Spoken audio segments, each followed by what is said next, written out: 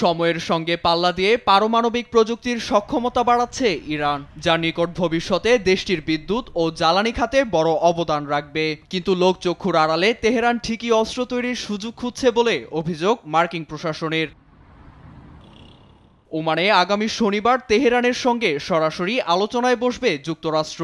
তবে সেই আলোচনার আগেই দেশটির পারমাণবিক শক্তির সমৃদ্ধকরণের উপর নিষেধাজ্ঞা জারি করেন ট্রাম্প। এখানেই থামেননি তিনি। ইরানকে বাগে আনতে প্রয়োজনে সামরিক বল প্রয়োগের হুমকি দিয়ে সেই সামরিক বাহিনীর নেতৃত্বের ভার ইসরায়েলকে দেবেন বলেও হুঁশিয়ারি দিয়েছেন তিনি। যদি সামরিক শক্তি প্রয়োগ করতে হয় তবে তাই করব।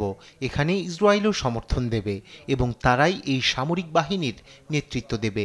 তবে আমরা তেমন কিছুই চাই না। এদিকে পারমাণবিক প্রযুক্তির নামে ইরানের অগ্রগতিকে রুখে দিতে মার্কিন প্রশাসন ফাঁদ পেতেছে বলে অভিযোগ করেছেন দেশটির প্রেসিডেন্ট মাসুদ পেজেশকিয়ান। মার্কিন প্রশাসন যতই চাপ প্রয়োগ করবে তেহরান ততই মজবুত হবে। জাতীয় পারমাণবিক প্রযুক্তি দিবসের এক অনুষ্ঠানে অংশ নিয়ে পেজেশকিয়ান বলেন, কোনো চুক্তি বা সমঝোতা ইরানকে পারমাণবিক অগ্রগতির পথ থেকে সরাতে পারবে না।